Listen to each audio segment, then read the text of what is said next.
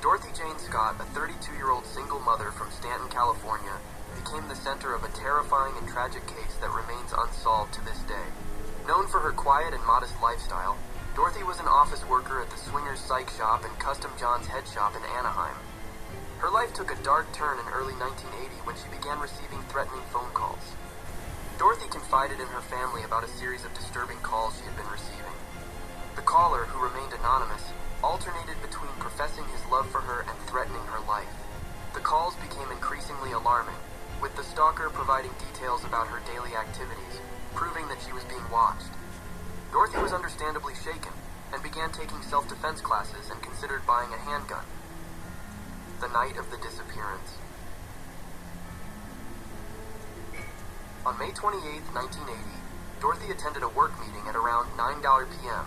She noticed her co-worker, Conrad Bostrom, looked unwell and had a red mark on his arm. Dorothy and another colleague, Pam Head, drove Conrad to the emergency room at UC Irvine Medical Center. As they waited for Conrad to receive treatment, Dorothy stayed close to her colleagues. However, she decided to retrieve her car from the hospital parking lot to bring it to the entrance for her friends. That was the last time Pam and Conrad saw Dorothy. After an unusually long wait, they walked outside to find her car speeding towards them, headlights blinding. The vehicle then abruptly turned and sped off. Despite immediate efforts to locate her, Dorothy had vanished. The discovery of Dorothy's remains. For several months, Dorothy's family lived in agonizing uncertainty. During this time, her mother, Vera Scott, received a series of cruel phone calls from a man asking if Dorothy was home or claiming to have her. These calls were brief, made from various locations, and stopped temporarily when the police attempted to trace them. On August 6, 1984, over 4 years after her disappearance, a construction worker discovered charred human remains in a brush-covered area off Santa Ana Canyon Road. Dental records confirmed that the remains belonged to Dorothy Jane Scott. Beside her remains were a dog's bones and her watch, which had stopped at 12:30 a.m. on May 29, 1980, roughly an hour after she was last seen alive. Despite the passage of time, Dorothy's case remains unsolved. The investigation has uncovered few leads, and the identity of the caller remains a mystery.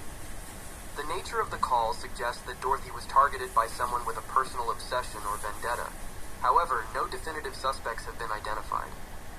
Over the years, several theories have emerged. Some suggest that the killer was someone Dorothy knew casually, perhaps a customer at one of the shops where she worked. Others speculate that the perpetrator was a complete stranger who fixated on her.